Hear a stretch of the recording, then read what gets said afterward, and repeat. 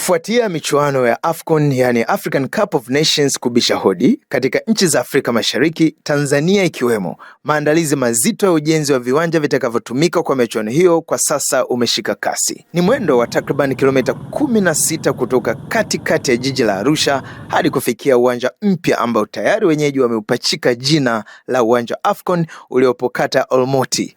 Na leo tupo kata Olmoti hapa, wenyewe wanapaita AFCON, tayari pameitwa AFCON. Ukichukua bodaboda pale Autoyo wanakuambia, unamwambia nipeleke AFCON, anakuleta hapa, na sisi tutakuletea simulizi kadhaa, maendeleo ya uwanja huu, masuala kadhaa ambayo ungetamani kujua kutoka hapa Arusha. Kazi zinaendelea usiku na mchana hapa. Mhandisi Mwijage Evodius ni mshauri katika kazi hii ya ujenzi wa uwanja. Hapa tuliposimama ni uwanja wa mazoezi ambao ni mmoja kati ya requirements za mkataba. So mkataba tuna uwanja mkubwa, tuna uwanja wa mazoezi. Lakini kuna nyongeza ilitolewa tuongeze tena uwanja wa mpira, kuna wa mazoezi wa pili. So tutakuwa na viwanja viwili vya mazoezi. Hapa uwanja wa kwanza umeshakamilika kwa hatua mpaka tumeshaotesha nyasi. Nyasi toka mpaka tulikoanza kuziotesha tulianza mwezi wa 12. So mpaka saa hizi tuna kama siku haijafika siku 60. So kwa level ambayo zipo hapa bado tunaziangalia na kuzimaintain mpaka tupate standard inayotakiwa. Nyasi aina ya nyasi tuliyopanda ni nyasi ya Bermuda. So ni natural, sio artificial. Vigezo ambavyo viko kwenye uwanja wa mazoezi ndio vigezo ambavyo viko kule. Size ni the same, ni 68 mapana kwa marefu 105. Hata hivyo, kati ya viwanja vilivyopo kuna mgawanyo wa matumizi. Kuna uwanja mkubwa, yani main pitch, na viwanja vya mazoezi. Viwanja vya mazoezi vimewekwa kwa ajili ya mfano mechi inachezwa kesho, wachezaji wanakuja kujiandaa leo kwa ajili ya mechi ya kesho, au wanataka kucheza jioni, wanajiandaa asubuhi, jioni wanaendelea. So hawatakuwa wanafanyia mazoezi kwenye uwanja ile main pitch, hawatafanyia mazoezi kule. So mazoezi yote yatafanyika kwenye viwanja hivi vya nje, sio viwanja vidogo, ni viwanja same size na uwanja mkubwa ndani. Tuna mageti jumla 6, makuu 6. Upande wa magharibi kama nilivyosema, tuna geti la kwanza hapo, tuna geti la katikati ambalo ni kwa ajili ya VIP na presidential na VVIP, alafu tuna geti lingine linakaribia upande wa kusini. Alafu upande wa kaskazini nikisema northeast, tuna geti la hapo northeast, tuna geti la east, tuna geti la southeast. So jumla ni geti 6. Je, kazi hii imefikia katika kiwango gani? Mhandisi Mwijage anabainisha. So percentage wise overall tunakuwa na 73-74. Mwezi wa 7 tunakuwa tumemaliza. Tukienda mure ndani nikakufungulia store zote, material yote yapo 90% yote. Taa za kuonyesha za mwanga wa uwanjani zote zipo, screen zote zipo, vifaa vyote vipo, ni kupachika tu. So construction ndio unavyoiona. So construction kila kitu kipo. So kilichobaki ni installation tu. So installations kwa miezi iliyobaki mpaka mwezi wa 7 tunakuwa tumemaliza. Baadhi ya wakazi wa maeneo mbalimbali ya jiji la Arusha wakiwamo waliomo karibu na uwanja huu wanaiona hii ni neema na fursa kwao. Mimi ninaitwa Judith Masua au Mama Kizi Mkazi. Ni mamalishe katika eneo la uwanja wa AFCON unakojengwa eneo la Arusha. Mimi kama mama ntilie nimejiandaa AFCON itakavyoanza.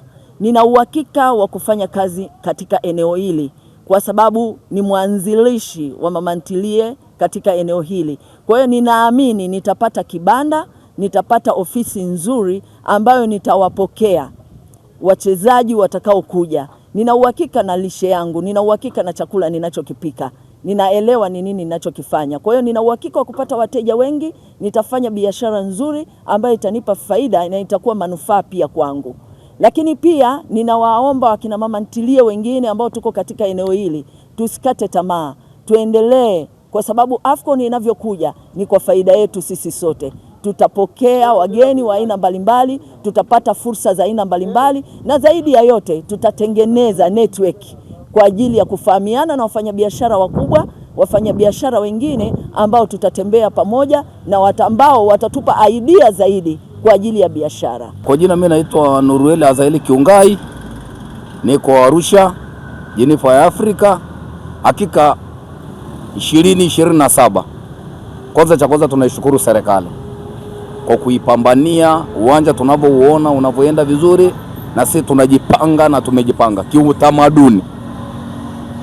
kiutamaduni kuipokea AFCON.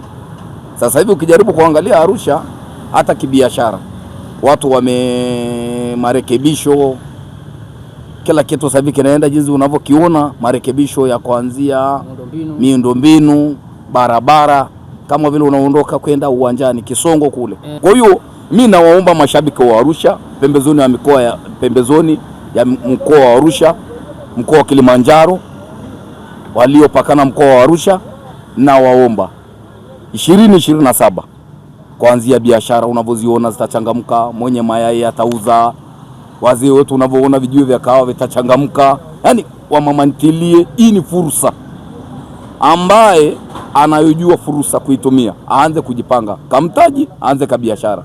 Wakupeleka maji, beba bobo lile apeleke maji. Ni fursa hii. Naitwa Debora, mkazi wa Arusha. Nafanya kazi ya parking. Tumefurahi sana kwa sababu jiji la Arusha litaendelea kupendeza, pesa zitakuwa nyingi, wageni wakija, mahoteli yatajaa, mzunguko wa vyakula, yani kwa kweli Arusha itapendeza sana. Wakazi wa Arusha tumefurahi na ujio huu wa AFCON. Wana Arusha tunawaambia tu kwamba tuwapokee wageni, maana mgeni akija mwenyeji anapona. Kwa hiyo tunashukuru kwa hao watu watakao kuja kutoka Ghana, kutoka nchi mbalimbali, Uganda, wapi hivyo, tunawakaribisha, tunawapenda sana. Kwa majina naitwa Baltazar Ansatitwati, ni mkurugenzi na mwanzilishi wa taasisi ya The Changemakers Foundation. AFCON ni fursa kubwa sana. Ukisikia AFCON ni michuano ambayo inashirikisha nchi za Afrika.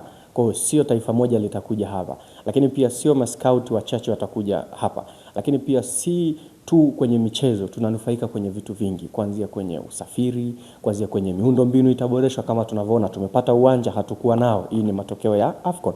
Lakini pia utalii utaongezeka kwa sababu popote watakapozungumzia AFCON hawataacha kuzungumzia Tanzania. Wakizungumzia Tanzania hawawezi kuacha kuzungumzia Arusha kwa sababu ni sehemu ya mashindano ya AFCON. Sasa Arusha kunapatikana nini? Kuna vivutio vingi ambavyo vinapatikana Arusha. Kwa kama ulivyosikia sisi tunafanya utalii, tuna kampuni inaitwa Tanzania Smile Safari. So hiyo ni opportunity ambayo itatuongezea sisi ajira.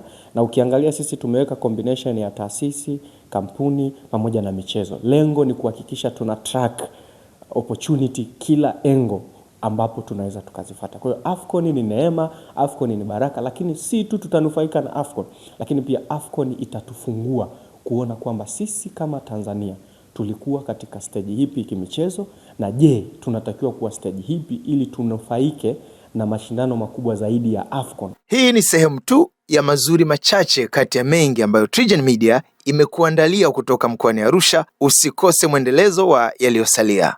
Mimi ni Dennis Mwasalanga.